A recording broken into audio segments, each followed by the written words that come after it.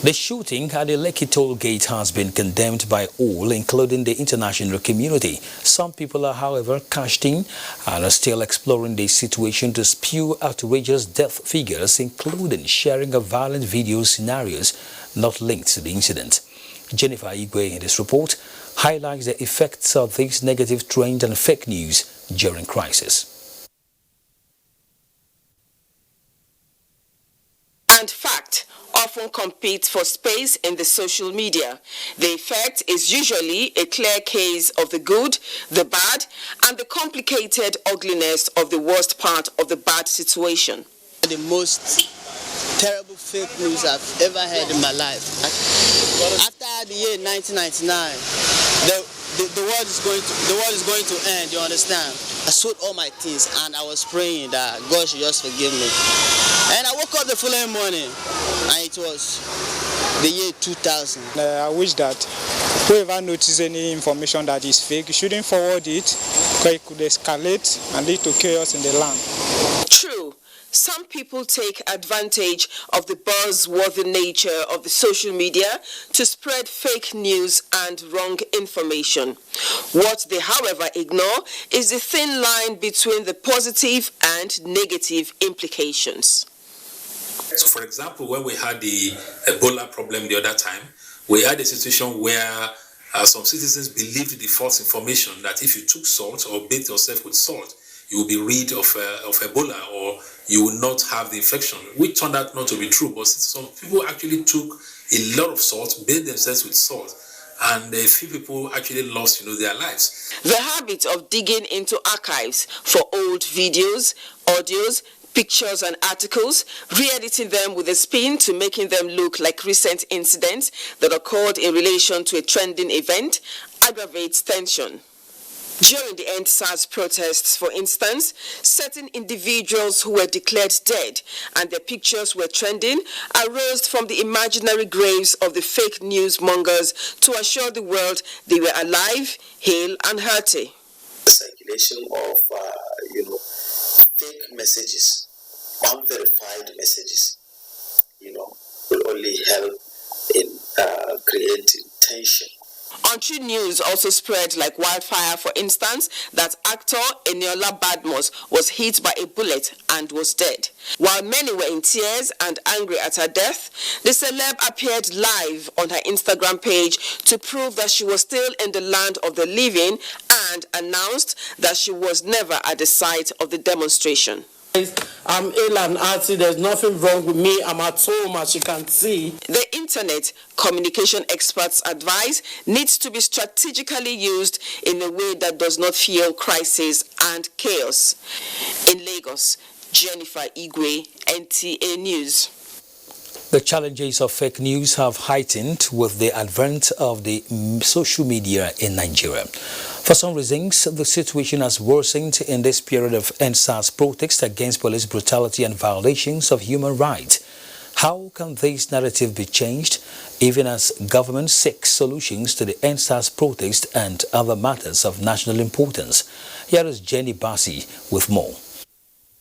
Fake news, whether at the local, national and international levels, has the potential to threaten the peace, security and the corporate existence of a nation. The growing level of fake news associated with the NSAS peaceful protests against police brutality and other forms of human rights abuses, which was later hijacked by hoodlum, stakeholders say if not curtailed, its consequences might be worse than all the crises the world had witnessed. Fake news does so much harm.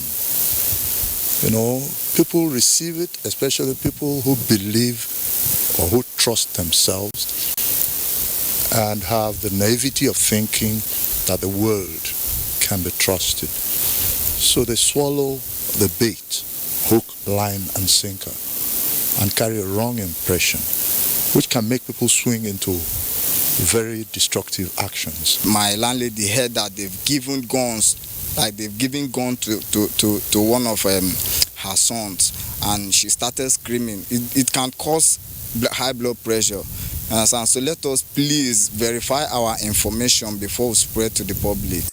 They appealed to all Nigerians to understand the dangers inherent in fake news and the need to collectively stand against it for national interest. Before you begin to circulate any information, you need to investigate the source of this information. They should restrict their posting news that is not confirmed. Well, what causes most of this thing, they don't confirm a news and they go about posting it. The people called on government to be more vigilant than ever in fact-checking information, while also interrogating whatever vested interest there may be on mainstream media. In Port Harcourt, Jenny Bassi, NTA News.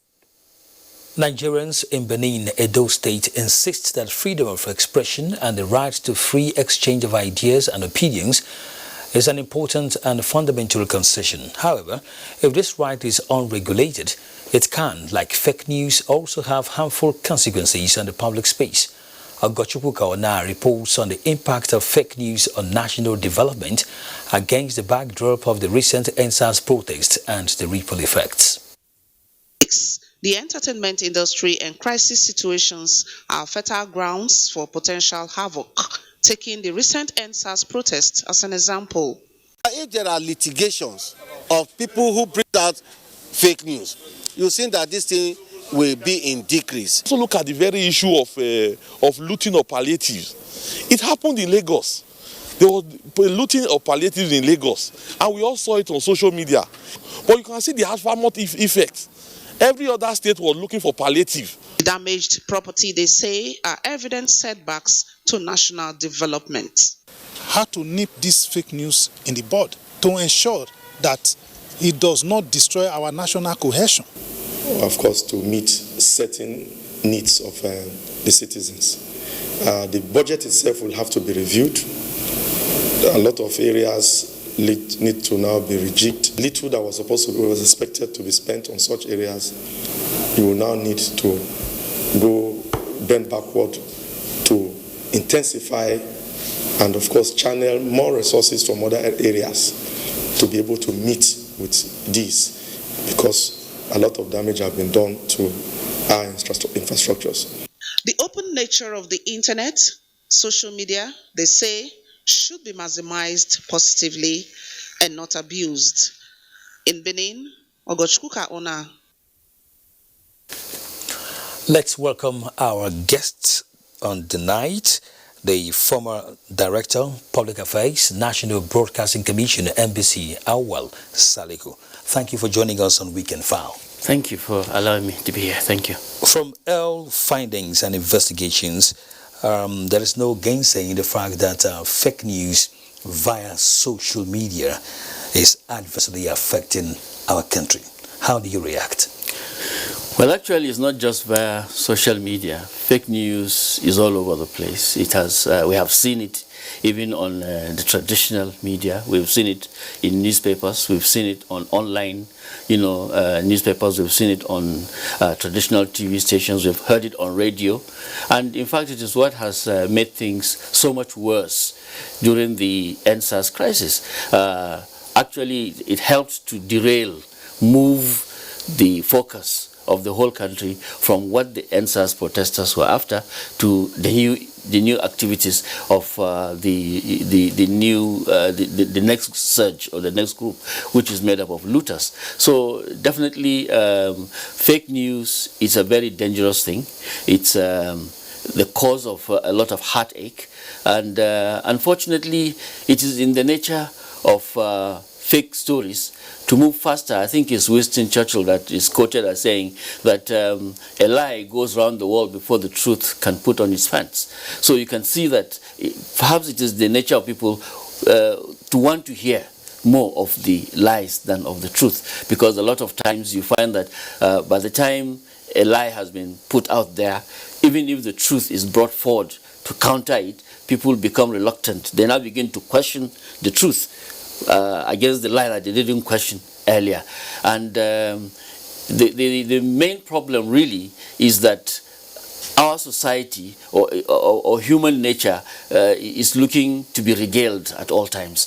It is looking to be regaled by things that are fantastic, which is why fake news tends, to move faster and more quickly. But people tend to forget that by the time it goes out, the kind of damage it does to individuals, to societies, to organizations, even to the activities that are supposed to help people in moving forward, becomes really terrible.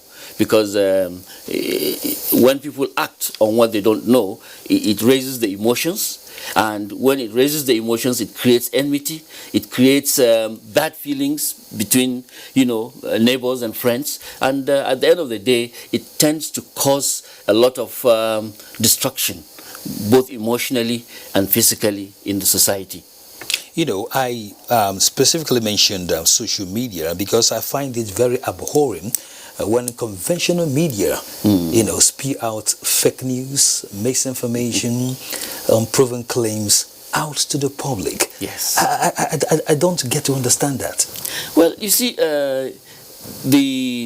once upon a time, Nigeria, for instance, had NTA, FRCN. These were the two major broadcasting stations. In fact, these were the two broadcasting institutions, in the country, apart from state government owned. So they were novel, and they were steady. And before you even got to touch the microphone, you must have gone through the rigors of professionalism. So by the time you got on air, you were very, very professional.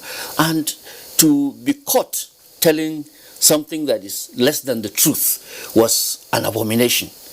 Then the deregulation of broadcasting came, and now we have so many broadcasting stations that you can't count them off, in the two fingers of your hands. So in any particular city, virtually every city has so many broadcasting stations, and some of them are regional, some are local. Now, because of that, there are so many outlets, and because of that, the number of professionals could not catch up with the explosion in the number of broadcasters. So the standards have continued to become lower and lower, and that is why it can reach the unfathomable situation where even broadcast stations, traditional broadcast stations or traditional newspapers would, carry fake news.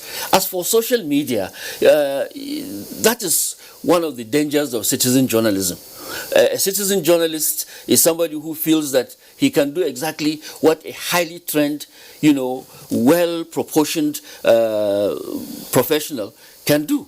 And meanwhile, that person does not have the slightest idea of what constitutes the process of putting out the news. Nobody in the professional media needs to be reminded that before you put out news, you need to verify it. And verification, probably not from only one source, particularly if it is controversial. You have to verify it from several sources, and you have to make sure that you have your facts and you have your evidence, so that so that you cannot be contradicted. In fact, it's a shame for you as a professional to be contradicted. But today, our colleagues tend to take it rather lightly. Once the story goes, it goes. And sometimes there's even no remorse, no regret. And people will put out fake news and then try to defend it, or try to divert attention by bringing more fake news, which is quite unfortunate a situation for us. So lack of professionalism is really part of the problem for now. That is the biggest part of it. Okay, we will talk some more. Salio. Let's go for another break on Weekend File. Do stay. Breath of life! Breath of the next life! Breath of the life of the next life! Una! Arrange your voice, podcast now. Hola. Shift. Mind yourself. Social distancing, please.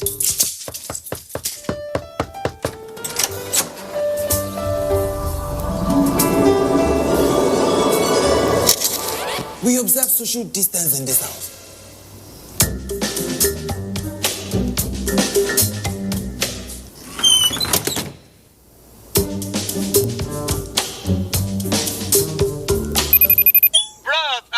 You maintain your social distance.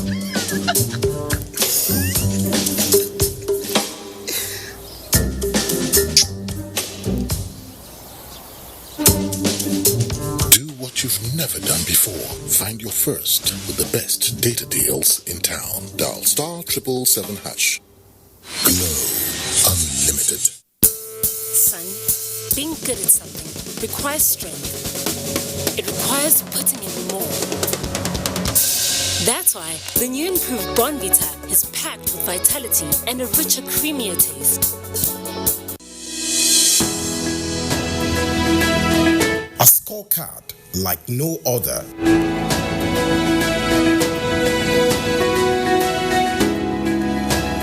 Government has put in place measures and initiatives principally targeted at youths, women, and the most vulnerable groups in our society.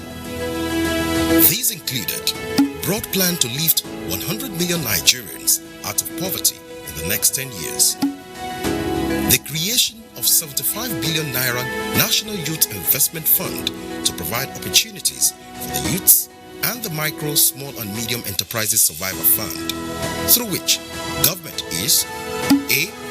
Paying 3-month salaries of the staff of 100,000 micro, small and medium enterprises. B. Paying for the registration of 250,000 businesses at the Corporate Affairs Commission. C. Giving a grant of 30,000 naira to 100,000 artisans and guaranteeing market for the product of traders. These are in addition to many other initiatives such as farmer money, trader money, market money, N-Power, N-Tech, and N-Agro. These and more in spite of a recession and a global pandemic.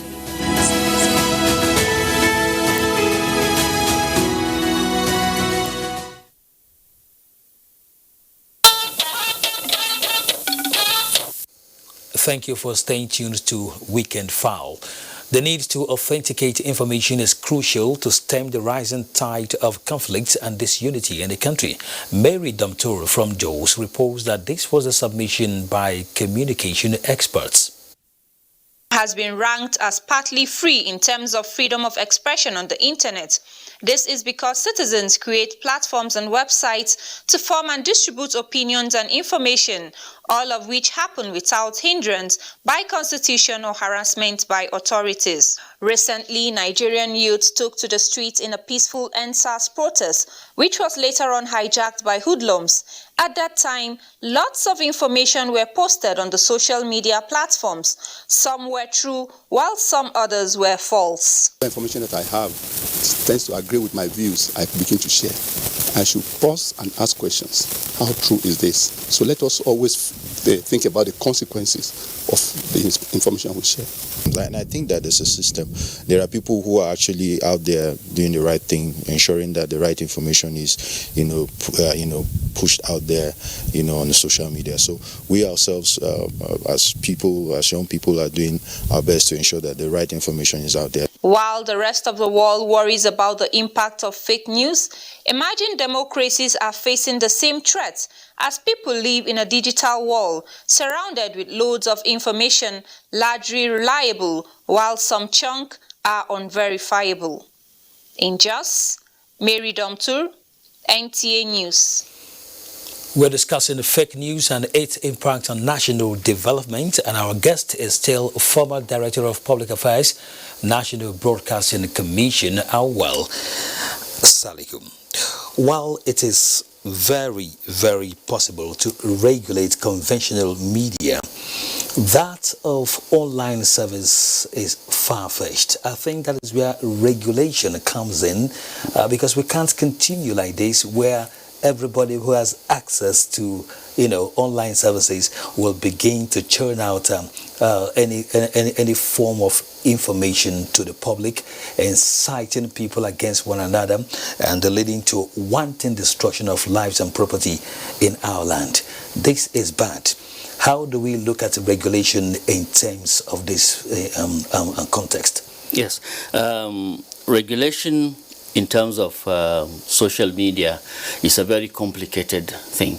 But the first aspect of it should really be to a kind of system that will pay attention to making sure that anybody who wants to participate in the social media field understands the impact and implications of what they are doing. Because if you don't understand what you are doing, you probably don't even know that you are committing some evil in the society.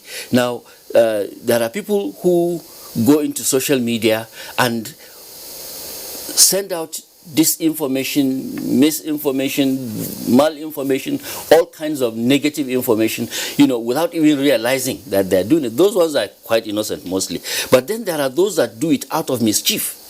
And those are the ones that are even sponsored.